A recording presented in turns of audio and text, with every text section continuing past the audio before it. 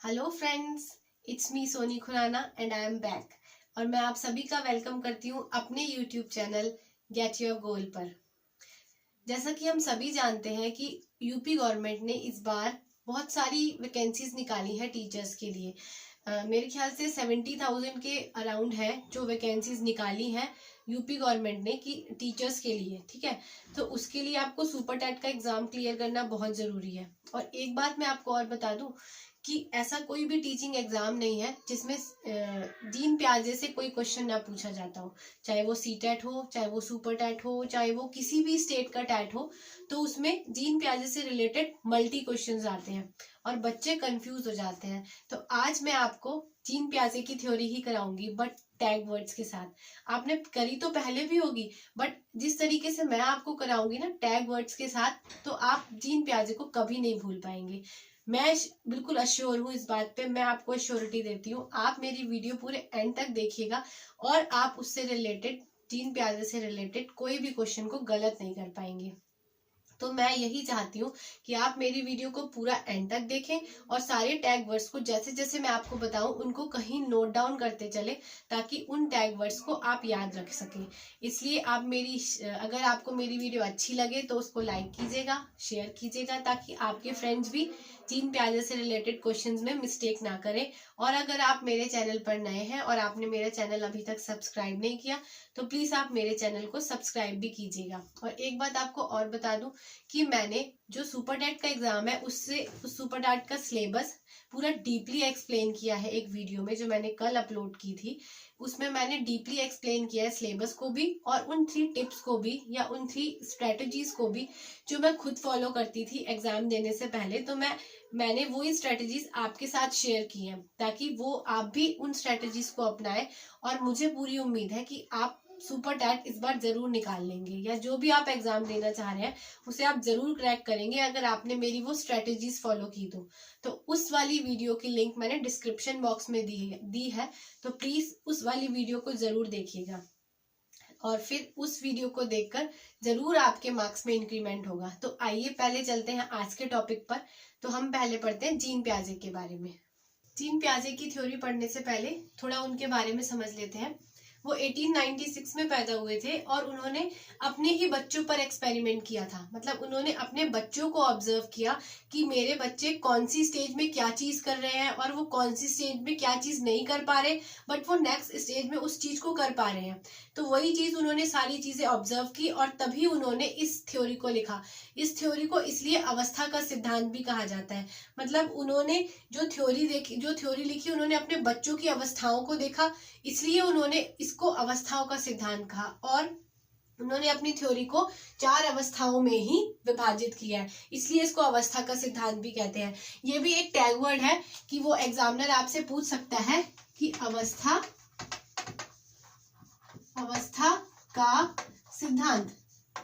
Exam में कई बार question आता है कि अवस्था का सिद्धांत किसने दिया, तो किसने दिया? जीन प्याजे ने दिया। या वो ये भी पूछ लेता है कई बार कि जीन प्याजे ने कौन सा सिद्धांत दिया था, तो वो उन्होंने अवस्था का सिद्धांत दिया था। दूसरी बात, वो ये टैग वर्ड है, इसे भी याद कीजिएगा। और दूसरी बात वो क्या कहते थे कि बच्चे जो होते हैं वो लिटिल साइंटिस्ट होते हैं। क्या होते हैं? लिटिल साइंटिस्ट, मतलब नन्हे आविष्कारक होते हैं बच्चे।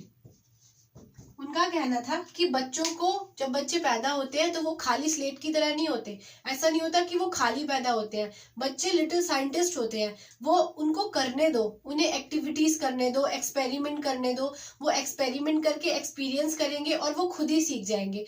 मतलब इमिटेशन मत करवाओ, बल्कि उनको ऐसा एटमॉस्फेयर दो, ऐसा वातावरण दो, ऐसा आसपास का उनको माहौल दो कि वो अपने आप ही लर्निंग बाय डूइंग करें, मतलब कर करके वो सीखे। तो वो इनका ये मानना था। अब आपसे ये भी पूछा जा सकता है कि किसने बच्चों को नन्हा आविष्कारक कहा था, तो जीन प्याजे ने कहा था। ठीक है, ये भी आपका टैग वर्ड है। अब मैं आपको बताऊं थर्ड बात, ये क्या कहते थे? पहले कहते थे पहला हो गया अवस्था का सिद्धांत, दूसरा ये कहते थे बच्चे लिटिल साइंटिस्ट होते हैं।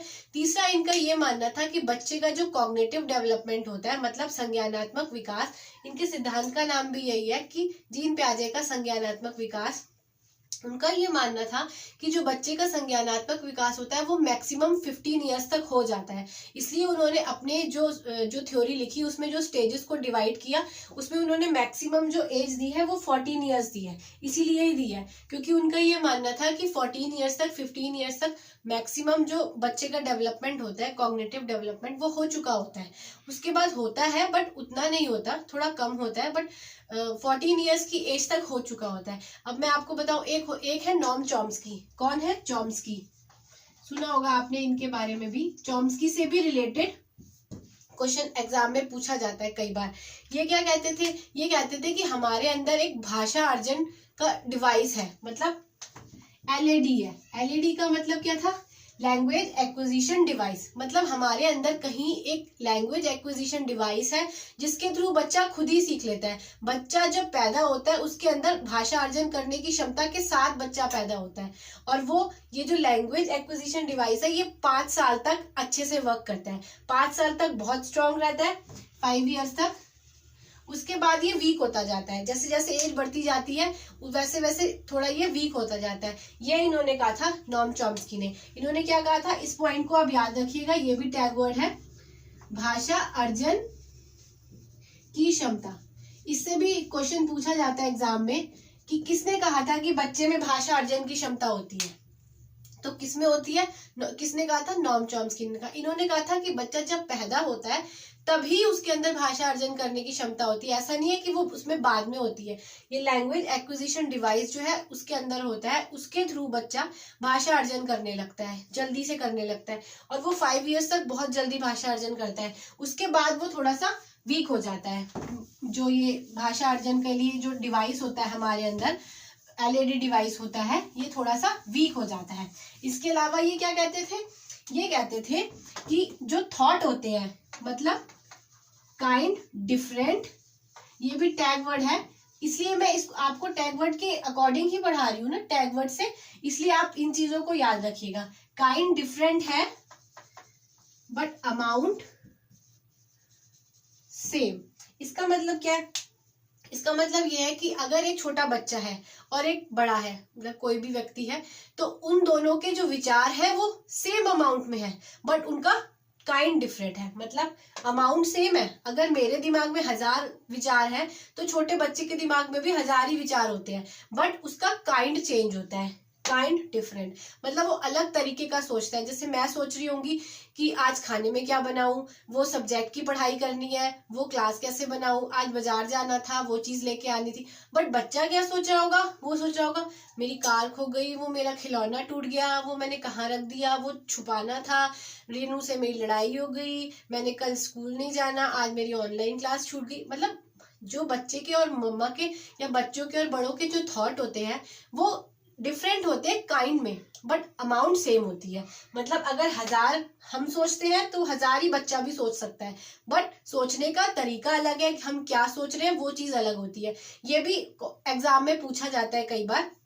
आप सीटेट 2021 का क्वेश्चन पेपर उठा के देखिए, 2021 का, जो अभी लास्ट संडे को हुआ एग्जाम, जो एग्जाम हुआ था लास्ट संडे 31 को, उसमें ये क्वेश्चन पूछा गया था कि ये जो उन्होंने कहा है, जीन प्याजे ने कहा है, उनके अकॉर्डिंग विचारों के लिए क्या बात सच है? तो ये बात सच है कि जो बच्चों के अंदर विचार आते हैं वो काइंड डिफरेंट होता है बट अमाउंट सेम होता है।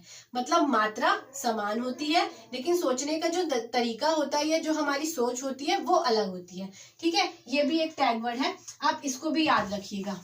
उसके अलावा वो कहते हैं, उन्होंने भाषा पर बहुत कम बल दिया है।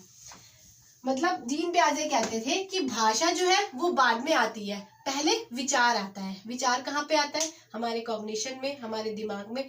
और कॉग्निटिव डेवलपमेंट पे तो ये वैसी बात करते हैं। तो इनका मतलब ये कहते थे कि अगर बच्चे का कॉग्निटिव डेवलपमेंट हो गया तो भाषा तो वो खुद ही सीख जाएगा। जबकि वाइगोत्स्की क्या कहते थे? वो भाषा को ज्यादा इंपॉर्टेंस देते थे। अब ये बात भी आपने याद रखनी है कि जो वाइगोत्स्की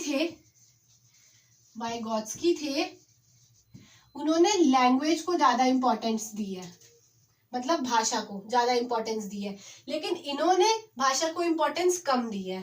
और प्याजे ने क्या कहा है? उन्होंने लैंग्वेज को इंपॉर्टेंस नहीं दी है, मतलब दी है बट कम दी है। उन्होंने कॉग्निटिव डेवलपमेंट को ज्यादा इंपॉर्टेंस दी है। ये भी एक टैग वर्ड है, ये भी पूछा जाता है एग्जाम में कि किसने लैंग्वेज को ज्यादा अहमियत दी है और किसने लैंग्वेज को ज्यादा इंपॉर्टेंस नहीं दी है। ठीक है, इतना समझ आया आपको? उम्मीद करती हूँ आपको समझ आया होगा, और जो टैग वर्ड्स मैंने आपको बताया आप उनको अच्छे से याद कर रहे होंगे, नहीं याद कर लेंगे। अब हम आते हैं उनकी अवस्थाओं पर, इसलिए मेरी वीडियो पूरी एंड तक जरूर देखिएगा। अब हम बात करते हैं अवस्थाओं के बारे में।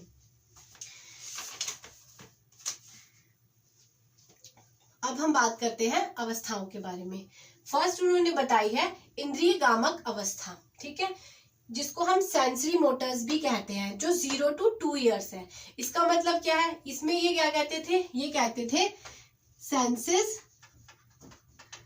आर टीचर्स, मतलब बच्चा जो है वो अपने सेंसेस के थ्रू सीखता है। जो टीचर जो बच्चे की होती है वो उसके सेंसेस होते हैं। सॉरी, सेंसेस क्या होते हैं? आंख, नाक, कान। जैसे स्टार्टिंग में जब बच्चा पैदा होता है तो उसके 2-3 ही सेंसेस अच्छे से काम करते हैं, ठीक है। वो आंख से देख पाता है, नाक से स्मेल कर पाता है, और वो रो पाता है, कान से सुन भी पाता है, 6 महीने बाद सुनने भी लगता है, 4-5 महीने बाद।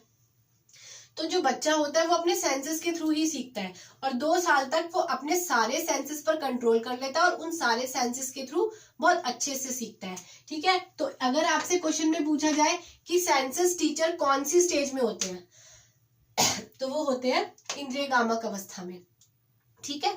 अब हम आते हैं सेकंड पॉइंट पर। एक बात और, वो डायरेक्ट स्टेजेस का नाम भी पूछ लेता है। जैसे फर्स्ट स्टेज है इंद्रिय गामक, सेकंड है पूर्व संक्रियात्मक, तीसरी है मूर्त संक्रियात्मक, चौथी है अमूर्त संक्रियात्मक। इनको हम कहते हैं sensory Motors, pre operational, concrete operational, और फोर्थ है फॉर्मल ऑपरेशनल। और इनके आगे इनके टाइम एज भी है। जैसे जो फर्स्ट स्टेज है वो 0 to 2 ईयर्स है, जो सेकंड है वो 2 to 7 है, और जो थर्ड है वो 7 to 11 है, और उसके बाद 11 से अबव है, 14 ईयर्स है। आपसे डायरेक्ट कई बार ये भी क्वेश्चन पूछा जाता है, आप डायरेक्ट ये भी पूछ लेता है एग्जामिनर कई बार कि जो 2 से 7 ईयर्स की अवस्था है वो कौन सी है, तो वो हम बताएंगे पूर्व संक्रियात्मक है। या फिर वो कई बार ऐसे भी पूछ लेता है कि इंद्रिय गामक अवस्था जो है वो कौन से ईयर्स के लिए, मतलब उस इंद्रिय गामक अवस्था में जिसमें सेंसरी मोटर अवस्था जो है, सेंसरी मोटर स्टेज है, उसमें कितने ईयर्स के बच्चे आते हैं, तो कितने ईयर्स के आते हैं? 0 to 2 ईयर्स आते हैं। तो इस बात को भी हमने ध्यान रखना है, और इन नामों को हमने एज इट इज लर्न करना है। चाहे तो आप स्क्रीनशॉट भी ले सकते हैं। तो इसको हमने एज इट इज लर्न करना है, क्योंकि ये नाम बहुत इंपॉर्टेंट है, हिंदी में भी और इंग्लिश में भी। आप इनको बहुत अच्छे से लर्न कीजिएगा। अब सेकंड पॉइंट इसमें आता है ऑब्जेक्ट परमानेंस। ऑब्जेक्ट परमानेंस मतलब, इसका मतलब क्या होता है? इसका मतलब ये होता है वस्तु स्थायित्व। मैं कोशिश ये कर रही हूँ कि मैं हर वर्ड को हिंदी में भी बताऊँ और इंग्लिश में भी। वैसे कोई प्रॉब्लम होने वाली नहीं है, क्योंकि एग्जाम पेपर जो आता है वो बाइलिंगुअल आता है, हिंदी में भी और इंग्लिश में भी, तो कोई प्रॉब्लम होनी नहीं चाहिए, ठीक है। ऑब्जेक्ट परमानेंस का मतलब है वस्तु स्थायित्व, मतलब वो किसी भी वस्तु को तभी तक समझ पाता है जब तक वो उसके सामने रहती है। सपोज कोई खिलौना है, तो वो खिलौना उसके पास था, वो खेल रहा था, बट हम वो उससे लेना चाहते हैं। हमने उसे कहा भगो ले गया, या हमने उसे छुपा लिया, हमने कहा उसे कुत्ता ले गया, तो वो वही समझता है, वो सोचता है शायद सच में ही ले गया, है ना। तो इसको हम कहते हैं वस्तु स्थायित्व। तो एग्जाम में ऐसे आता है कि वस्तु स्थायित्व जो है वो कौन सी अवस्था में होता है, तो कौन सी अवस्था में होता है? इंद्रिय गामक में या सेंसरी मोटर्स में। ये सारे पॉइंट्स आप टैग वर्ड्स के अकॉर्डिंग लर्न करेंगे। अब आता है थर्ड पॉइंट। थर्ड पॉइंट पे वो क्या कहता है? प्रतिवर्ती क्रियाएं, ठीक है। वो प्रतिवर्ती क्रियाएं करने लगता है, मतलब जैसे लार आना, चूसना, खिलौनों को तोड़ना, अनुकरण करना, ये सारी चीजें क्या होती हैं? ये सारी चीजें प्रतिवर्ती क्रियाएं के अंदर आती हैं। और वो कब वो करता है? वो भी वो फर्स्ट वाली स्टेज में करने लगता है, जो 0 to 2 ईयर्स की होती है उसके अंदर। अब आ गया नेक्स्ट है हमारा गोल डायरेक्टेड बिहेवियर। गोल डायरेक्टेड बिहेवियर मतलब जिसे ऐसा व्यवहार जो किसी गोल के लिए हो, ठीक है, किसी चीज के लिए हो। सपोज जैसे बच्चा है छोटा, उसे कोई चीज चाहिए, 0 to 2 ईयर्स का बच्चा है, उसे कोई चीज चाहिए तो उसे चाहिए ही, चाहे वो उसके लिए रोए, चाहे वो पिटे, चाहे वो जमीन पे लेट जाए, चाहे उसे जो मर्जी करना पड़े, बट उसे वो चीज चाहिए। तो वो चीज क्या होती है 0 to 2 ईयर्स में? इसको कहते हैं गोल डायरेक्टेड बिहेवियर। मतलब वो गोल डायरेक्टेड बिहेवियर कब करने लगता है? तो वो सेंसरी मोटर्स वाली स्टेज में करता है। ये भी क्वेश्चन पूछा जाता है। अब नेक्स्ट आता है आपका, इसमें 1 2, इसमें ये 4 पॉइंट्स है। इनको आप एज इट इज याद कीजिएगा नेम से, क्योंकि इन नेम से ही वो पूछता है कि क्या चीज है और क्या चीज वो, ये कौन सी स्टेज में पूछता है, ये कौन सी स्टेज में पूछता है। ठीक है, अब हम आते हैं सेकंड पॉइंट पर। सेकंड पॉइंट है lack of logic. Lack of logic मतलब उसके अंदर लॉजिक्स की कमी होती है, वो प्लस नहीं कर पाता, माइनस नहीं कर पाता ठीक से।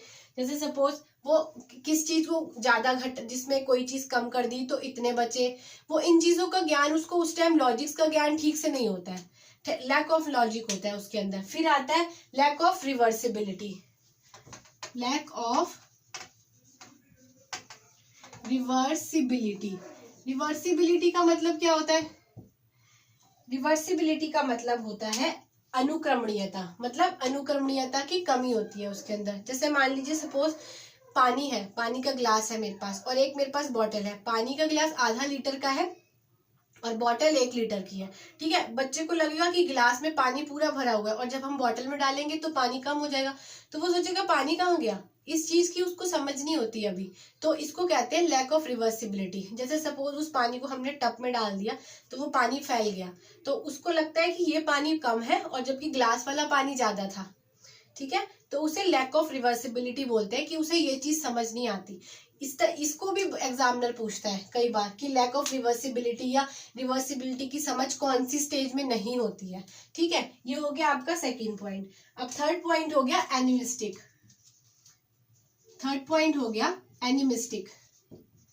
एनिमिस्टिक, एनिमिस्टिक को कहते हैं जीववाद। मतलब वो किसी भी चीज को समझता है जीवित है। जैसे सपोज मेज है, बच्चा जा रहा था, वो मेज से गिरा और उसे चोट लग गई, वो नीचे गिर गया। उसकी मम्मा आई, मेज को 2-4 थप्पड़ लगाए, तो वो अरे अरे ये तो मेज भी रो रहा है, अब मेज को चोट लग गई। तो बच्चे को लगता है हाँ शायद मेज भी जिंदा है।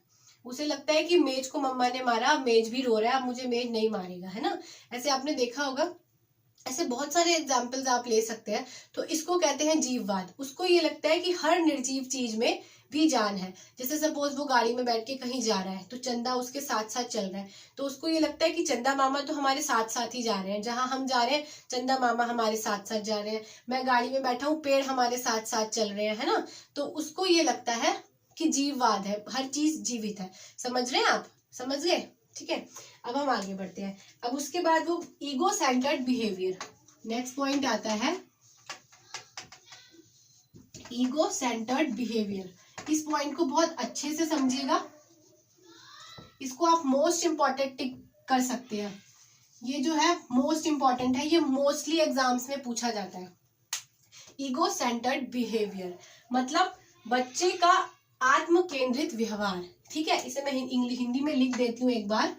आत्म केंद्रित व्यवहार। आत्म केंद्रित व्यवहार क्या होता है? मतलब बच्चा जो होता है वो खुद से ही बातें करता है। जैसे सपोज वो जा रहा है, चल रहा है, मेरी पेंसिल पता नहीं कहाँ रख दी, अब मैं ऐसे करूंगा, अरे आज तो मैं खाने में ये खाऊंगा, आज मुझे वो करना चाहिए था। इस टाइप से बच्चे बातें करते हैं। वो क्या होता है? वो इनके अकॉर्डिंग होता है आत्म केंद्रित व्यवहार, मतलब ईगो सेंटर्ड बिहेवियर। अब दूसरी बात, वाइगोत्स्की क्या कहते थे? वाइगोत्स्की इसी बात को कहते थे व्यक्तिक वार्ता। ये भी चीज आप लिखिएगा और इसको जरूर नोट कीजिएगा कहीं पर भी। व्यक्तिक वार्ता, ये क्वेश्चन भी मोस्टली पूछा जाता है, इसलिए मैंने इसको आपको इम्पोर्टेंट टिक करने को कहा। अब जो वाइगोत्स्की थे वो कहते थे ये है व्यक्तिक वार्ता। ठीक है, बच्चा जो आपसे अपने आप से बातें करता है वो है व्यक्तिक वार्ता, जबकि जीन प्याजे कहते थे वो है अहम केंद्रित व्यवहार। ठीक है, ये as it is point wise ही पूछा जाता है कि व्यक्तिगत वार्ता कौन कहता था, तो वो वाइगोत्स्की कहते थे, और आत्म केंद्रित व्यवहार कौन कहता था? जीन प्याजे कहता था। ठीक है, ये बहुत इंपॉर्टेंट है, इसको आप जरूर याद रखिएगा। अब हम आते हैं तीसरे पॉइंट पर। तीसरे पॉइंट में वो कहता है लॉजिक। लॉजिक्स। ठीक है, यहाँ वो लैक ऑफ लॉजिक था, यहाँ लॉजिक उसको आ गए, थोड़ा सा बड़ा हो गया, अब वो लॉजिक लगाना सीख गया कि 4 में से 5 गए, 4 में से 5 तो जा नहीं सकते, लेकिन 5 में से 4 जा सकते हैं। हम दुकान पर चीज लेने जा रहे हैं, हमें कितने रुपए वापस मिलेंगे, इस टाइप से अब वो लॉजिक लगाना सीख जाता है। अब वो चीजों को असेंडिंग डिसेंडिंग में लगाना सीख जाता है। अब वो चीजों को सीख जाता है। सपोज आपने खूब सारी चप्पलें उसके सामने रख दी, वो छोटी से बड़ी उनको लगा लेगा आराम से। कोई कुछ बॉल्स रख ली, उनको वो डिसेंडिंग ऑर्डर में असेंडिंग ऑर्डर में लगाना उसको आ जाता है। तो ये होता है, ये अब उसको लॉजिक्स आ गए हैं। अब आता है नेक्स्ट, आता है रिवर्सिबिलिटी। जो उसको रिवर्सिबिलिटी नहीं आती थी, अब उसे रिवर्सिबिलिटी आ गई है। ठीक है, रिवर्सिबिलिटी, अब उसको रिवर्सिबिलिटी आ गई है। मतलब अब अगर आप उसको आधा लीटर पानी दे और 1 लीटर की बोतल दे, तो वो समझ जाएगा कि पानी सेम है, अमाउंट सेम है, बस कंटेनर चेंज है। ठीक है, इसको कहते हैं रिवर्सिबिलिटी। जैसे मैंने अभी आपको पहले भी बताया था, अब उसको समझ आने लग गया है कि अगर वही आधा लीटर का पानी हम टब में डालेंगे तो पानी उतना ही है, बस कंटेनर चेंज हुआ है। ठीक है, अब नेक्स्ट पॉइंट होता है नेक्स्ट पॉइंट है इसमें मूर्त चिंतन। जैसा कि इसके नाम से भी पता चल रहा है, इसका नाम भी है मूर्त संक्रियात्मक। इस अवस्था का नाम क्या है? मूर्त संक्रियात्मक। 7 to 11 ईयर्स। तो इस एज में, इस अवस्था में वो मूर्त संक्रियात्मक इस अवस्था में वो मूर्त चिंतन करने लगता है। मूर्त चिंतन क्या होता है? जो चीज उसके सामने है वो उसके ऊपर लॉजिक लगाने लगता है, उसके ऊपर सोचने लगता है। जैसे सपोज हम उसे कहें कि पेड़ पर 5 वाक्य बनाओ, बना देगा। जैसे आप सपोज उसे कहें कि अपने दोस्त पर वाक्य बनाओ, तो पोथी ही भर देगा, बहुत कुछ लिख सकता है। तो वो इसको क्या कहते हैं? मूर्त चिंतन। मूर्त चिंतन वो होता है जो सामने देख सकते हैं, हम उसे सुन सकते हैं, बोल सकते हैं उनके बारे में हर चीज, तो वो होता है मूर्त चिंतन। अब आते हैं हम अमूर्त चिंतन पर। जो नीचे वाली लास्ट वाली स्टेज है, इसमें वो अमूर्त चिंतन करने लगता है। जैसा कि इसका नाम भी है अमूर्त संक्रियात्मक, अमूर्त चिंतन। बच्चा जो है अब अमूर्त चिंतन करने लगा है। मतलब अगर चीज उसने नहीं भी देखी है, अमूर्त चीजें तो वैसे भी वही होती हैं, एब्स्ट्रैक्ट। इसको एब्स्ट्रैक्ट भी कहते हैं, अमूर्त को एब्स्ट्रैक्ट भी कहते हैं। एब्स्ट्रैक्ट चीजें ही वो होती है जिन्हें हम नहीं देख सकते, है ना। एब्स्ट्रैक्ट नाउन सुना होगा आपने, तो वो वही एब्स्ट्रैक्ट है यहाँ पर। तो जो एब्स्ट्रैक्ट थिंकिंग होती है वो उसे हम देख नहीं सकते, अब वो अमूर्त चिंतन करने लगा है। ठीक है, जैसे जो अगर हम उसे कहें दहेज पर लिखो, दहेज पर कुछ वाक्य बताओ या अपनी सोच बताओ, तो वो बता पाएगा ना, बिल्कुल बता पाएगा। अब वो इस स्टेज में आ चुका है कि वो दहेज पर भी बातें बता सकता है। जैसे सपोज उसे हमने टॉपिक दिया अंतरिक्ष पर कुछ वाक्य लिखो या अपनी सोच बताओ अंतरिक्ष के बारे में, तो वो बता पाएगा। तो वो कब बता पाता है? वो लास्ट वाली स्टेज में बता पाता है, जिसे हम कहते हैं फॉर्मल ऑपरेशनल स्टेज। अब जो इसमें लास्ट पॉइंट है, वो लास्ट पॉइंट इसमें बहुत ही इंपॉर्टेंट है, जिसको कहते हैं हाइपोथेटिकल डिडक्टिव रीजनिंग। इस चीज को, इस पॉइंट को आप ढंग से लर्न कर लीजिए, क्योंकि ये भी मोस्ट इंपॉर्टेंट है। ये सीटेट में पूछा गया था। क्या है? हाइपोथेटिकल। मैं थोड़ा सा इरेज कर देती हूँ क्योंकि थोड़ी जगह की कमी आ रही है। हाइपोथेटिकल डिडक्टिव रीजनिंग, इसको आप लर्न कर लीजिएगा कि मैं क्या कह रही हूँ। Hypothetical deductive reasoning. हाँ, ये सुनने में थोड़ा सा बड़ा और टफ सा है, बट इसको आप ऐसे ही याद करें, एज इट इज ही याद रखें, तो आपके लिए ज्यादा अच्छा होगा। क्योंकि इसका जो हिंदी मीनिंग है ना, कई बार एग्जामिनर कंफ्यूज करने के लिए हिंदी वर्ड्स को बदल देता है, वर्ड्स को थोड़ा हेरफेर कर देता है, तो बच्चे कंफ्यूज हो जाते हैं। बट इंग्लिश में वर्ड चेंज नहीं होता मोस्टली, इसलिए मैं जो चीज आपको इंग्लिश में बता रही हूँ, आप उसको प्लीज इंग्लिश में लर्न कर लीजिएगा। ऐसा तो नहीं है, वैसे भी ये तो ऐसा भारी भरकम सा शब्द है कि शायद आप नहीं भूल पाएंगे। अगर आप 4-5 बार इसको बोलेंगे भी तो ये आपके माइंड में सेट हो जाएगा। Hypothetical deductive reasoning, hypothetical deductive reasoning, ये भी बहुत इंपॉर्टेंट है फ्रेंड्स, इसलिए आप इसको जरूर पक्के से लर्न कीजिएगा। ऐसे क्वेश्चन आया था सीटेट में कि हाइपोथेटिकल डिडक्टिव रीजनिंग बच्चा कब करने लगता है हिंदी में। हिंदी की तरफ तो मैंने देखा ही नहीं क्योंकि मुझे पता था इंग्लिश में ज्यादा मेरे को अच्छे से आता है, तो मैंने इंग्लिश वाला पॉइंट देखा तो मुझे डायरेक्ट दिख गया, हाइपोथेटिकल डिडक्टिव रीजनिंग। मैं समझ गई कि ये जीन प्याजे है, तो हिंदी पढ़ने की जरूरत नहीं पड़ी। इसलिए आप इस वर्ड को बहुत अच्छे से लर्न कीजिएगा। देखिए लास्ट वाली स्टेज में क्या हो पाता है, बच्चा अमूर्त चिंतन कर पाता है और बच्चा हाइपोथेटिकल डिडक्टिव रीजनिंग कर पाता है। ठीक है, और बाकी ऊपर वाली अवस्थाएं तो मैंने आपको अच्छे से समझा ही दी है। बाकी आप मुझे उम्मीद भी है कि आपको अच्छे से समझ आ गई होंगी। अब इससे एक्स्ट्रा भी कुछ पॉइंट्स हैं जो जीन प्याजे से रिलेटेड है, अब हम उनको समझेंगे।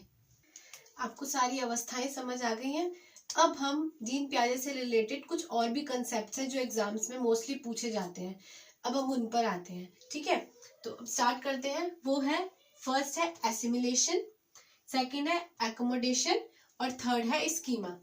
अब ये एसिमिलेशन एकोमोडेशन क्या होता है, उनको समझने से पहले हम सबसे पहले स्कीमा को समझते हैं। और एक बात आप और नोट कीजिएगा कि स्कीमा जो है ये भी बहुत इंपॉर्टेंट है।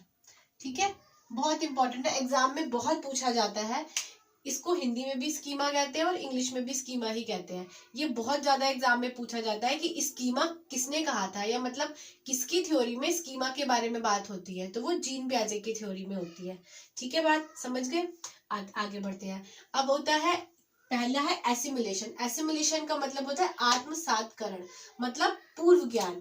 इसको आप ऐसे भी समझ सकते हैं कि आत्मसातकरण का मतलब होता है पूर्व ज्ञान। पूर्व ज्ञान मतलब जैसा कि उन्होंने बताया कि बच्चा जो है वो पहले से कुछ ना कुछ तो जानता होता है ना। अब हम नहीं है, अब एक एग्जांपल लेते हैं। सपोज एक बच्चा है, ठीक है, उसने चिड़िया देखी, उसकी मम्मा ने पूछा, उसने कहा मम्मा ये तो उड़ रही है, उसकी मम्मा ने कहा ये चिड़िया है। ठीक है, थोड़े दिन बाद एक कबूतर उड़ रहा था, उसने कहा मम्मा चिड़िया, उसकी मम्मा ने कहा कि नहीं ये तो चिड़िया नहीं, ये तो कबूतर है। फिर कौवा उड़ रहा था, फिर उसने कहा मम्मा चिड़िया, उसकी मम्मा ने कहा नहीं ये तो कौवा है। अब क्या हुआ, वो कंफ्यूज हो गया। ठीक है, अब जब वो कंफ्यूज हो गया तो अब उसने इन दोनों चीजों से क्या उसने सीखा, मतलब पहले वो सोचता था कि ये चिड़िया है, उड़ने वाली चीज, अब वो हो गया कंफ्यूज। तो अब उसकी मम्मा ने उसको समझाया, अलग अलग बताया कि बेटे ये कौवा है, ये कबूतर है, ये चिड़िया है, या उसकी मम्मा ने बताया, तब वो समझ गया। तो वो चीज क्या हुई, एकोमोडेशन, समायोजन। समायोजन से आपको पता चल रहा है उसने समायोजित किया, उसने एडजस्ट किया, या जो उसके पास पहले से नॉलेज थी उसमें उसने कुछ चेंज कर दिया। तो किसमें चेंज किया, अब आप ऐसे समझ सकते हैं कि समायोजन क्या होता है। समायोजन होता है मॉडिफाई करना या फिर चेंज करना, किसी भी चीज को मॉडिफाई करना या चेंज करना, किसमें, स्कीमा में। ठीक है, स्कीमा में चेंज करना, स्कीमा में मॉडिफाई करना, स्कीमा में ऐड ऑन करना, कोई भी चीज को ऐड ऑन करना, स्कीमा में एकोमोडेशन कहलाता है। ठीक है, अब आई बात समझ में। एक बार इसको इस एग्जाम्पल के थ्रू समझते हैं। देखो ये जो पूरी सिचुएशन होती है ये 5 स्टेप्स पर डिपेंड करती है। फर्स्ट है एसिमिलेशन, मतलब बच्चे का पूर्व ज्ञान, जो बच्चा पहले से जानता था क्या, कि हर उड़ने वाली चीज चिड़िया होती है। ठीक है, अब हम आ गए सेकंड पर, इक्विलिब्रेशन, मतलब उसका माइंड जो था वो इक्वल स्टेप पर था, यानी कि आप कहोगे इक्वल स्टेज पर था, कि वो हर चीज को इक्वल समझता था, उड़ने वाली हर चीज को चिड़िया समझता था। अब चाहे वो हवाई जहाज या हेलीकॉप्टर को भी देखता तो उसको भी कहेगा कि मम्मा देखो बड़ी चिड़िया जा रही है। ठीक है ना, तो इसका मतलब वो हर चीज को इक्वल स्टेज पर देखता है, तो वो हो गई इक्विलिब्रेशन। ठीक है, समझ आ गया। अब आगे, अब I knew situation. New situation उसके पास क्या आई कि उसने कबूतर को देखा, उसने कौवे को देखा, उसने मैना को देखा, उसने और चीजों को देखा जो उड़ती थी। ठीक है, फिर क्या हुआ, डिसइक्विलिब्रियम हो गया, वो कंफ्यूज हो गया, डिसबैलेंस हो गया, है ना। उसको समझ नहीं आया कि अब ये क्या है, पहले तो मैं कुछ और सोचता था, अब ये तो कोई और ही बात सामने आ रही है। फिर क्या हुआ, फिर उसकी मम्मा ने उसको बताया कि नहीं, हर उड़ने वाली चीज चिड़िया नहीं होती है। फिर उसकी मम्मा ने उसको ठीक से बताया, तो उसने क्या किया, जो उसकी पहले वाली नॉलेज थी, जो उसकी एसिमिलेशन थी, उसने उसमें एडजस्ट किया, उसने उसमें मॉडिफाई किया, और उसने मॉडिफाई करके उसे अकोमोडेशन बना दिया। ये बन गया अकोमोडेशन। अब आप ऐसे समझ सकते हैं कि कोई भी चीज जो हम पहले से पता है, हम उसमें थोड़ा सा चेंज करेंगे और थोड़ा सा एडजस्टमेंट करके अपनी जो हमारा जो नया ज्ञान है उसको उस पूर्व ज्ञान में जोड़ देंगे। किसके थ्रू? फिर हमारा स्कीमा चेंज हो जाएगा ना। जो हमारा स्कीमा पहले था, जो हमारी नॉलेज पॉकेट थी, स्कीमा में क्या नाम है, स्कीमा का मतलब क्या होता है? स्कीमा मतलब जो नॉलेज पॉकेट्स होती हैं, जो हमारे माइंड में कहीं ना कहीं स्टोर होती रहती हैं। जैसे सपोज आप, अब हम हिंदी भी पढ़ रहे हैं, इंग्लिश भी पढ़ रहे हैं, मैथ्स भी पढ़ रहे हैं, हम अलग अलग सब्जेक्ट्स पढ़ रहे हैं, या हम जो भी नॉलेज हम ले रहे हैं तो वो हम कहीं ना कहीं तो स्टोर करते ही होंगे ना। ऐसा तो नहीं कि माइंड में से गिर के नीचे गिर रही है ना, कहीं ना कहीं तो स्टोर करते ही है। तो वो जो छोटी छोटी पॉकेट्स होती हैं हमारे माइंड में, जिसमें हम पहले से ही अपनी नॉलेज रखते हैं, उनको स्कीमा कहते हैं। तो अब बच्चा क्या करता है, उस स्कीमा में चेंज कर लेता है, उसको थोड़ा सा कन्वर्ट कर लेता है, उस चीज के थ्रू, जो चीज नई चीज उसको बताई गई है, वो नई नॉलेज को उसके अंदर एड ऑन कर लेता है, और अब वो अपनी चीज को एकोमोडेट कर लेता है, अपने ज्ञान को एकोमोडेट कर लेता है। अब समझ आया आपको? एक बार मैं फास्टली आपको दोबारा से समझा देती हूँ। अगर कोई भी कंफ्यूजन है तो देखो, कंफ्यूजन नहीं रहनी चाहिए, क्योंकि जीन प्याजे से बहुत सारे क्वेश्चंस आते हैं, और मैं चाहती हूँ कि मेरी इस वीडियो को देखने के बाद आपका एक भी मार्क कम ना हो। एटलीस्ट जीन प्याजे की थ्योरी में तो कोई मार्क ना कटे, ठीक है। एसिमिलेशन क्या होता है? पूर्व ज्ञान जो बच्चे के पास पहले से है। एकोमोडेशन क्या होता है? उस बच्चे ने उस एसिमिलेशन में कुछ चेंज कर दिया, अपना जो उसने नई सिचुएशन देखी थी उसके अकॉर्डिंग उसे चेंज कर दिया, वो होता है एकोमोडेशन। और स्कीमा क्या होती है? जो नॉलेज पॉकेट्स होती है छोटी छोटी हमारे माइंड में, देखो नॉलेज पॉकेट कहीं लिखा नहीं है, बट वो एक कंसेप्ट है कि हम कहीं ना कहीं कोई चीज स्टोर करते हैं, तो जहां स्टोर करते हैं उस चीज को स्कीमा बोला था जीन प्याजे ने। तो वो कहते हैं कि बच्चा जो है वो अपने माइंड में एक स्कीमा बना लेता है, और उस स्कीमा में अपने जो पूर्व ज्ञान होता है उसमें थोड़ा बहुत और चेंज करके नए ज्ञान को बना लेता है। तो ये है जीन प्याजे की थ्योरी, ये यहाँ पे खत्म होती है। और मैं उम्मीद करती हूँ कि आपको मेरा सेशन पसंद आया होगा। हाँ, वीडियो थोड़ी बड़ी हो गई, बट अगर आप इसको अच्छे से देखेंगे और 4-5 नंबर आपके आ जाते हैं तो फिर इससे अच्छी क्या बात है ना। तो फिर मैं फिर से आपसे बोलूंगी कि मेरी वीडियो को लाइक जरूर कीजिएगा, शेयर कीजिएगा, ताकि आपके और भी फ्रेंड्स जो जीन प्याजे से रिलेटेड कोई मिस्टेक करते हैं तो वो अब वो मिस्टेक ना करें। और आप मेरे चैनल को जरूर सब्सक्राइब कीजिएगा। हाँ, मैं ये इसलिए नहीं कह रही कि मैं अपने चैनल को प्रमोट करना चाह रही हूँ, बट मैं इसलिए कह रही हूँ क्योंकि आगे भी मैं सीडीपी से रिलेटेड और बहुत सारी वीडियोस बनाने वाली हूँ। जैसे जीन प्याजे के अलावा वाइगॉत्स्की हो गए, कोहलबर्ग हो गया, या फिर डेवलपमेंट हो गया, और पर्सनल डिफरेंशिएशन हो गया, या जो भी बहुत सारे टॉपिक्स हैं जो सीडीपी से रिलेटेड है और हर एग्जाम में आते हैं, चाहे वो सुपर टेट का एग्जाम हो, चाहे वो सी टेट का हो, कोई भी एग्जाम हो, तो मैं उन सारे टॉपिक्स पर वीडियो बनाऊंगी। इसलिए आप मेरे चैनल को जरूर सब्सक्राइब कीजिएगा। और guys, please keep supporting and good wishes for your exam. Thank you.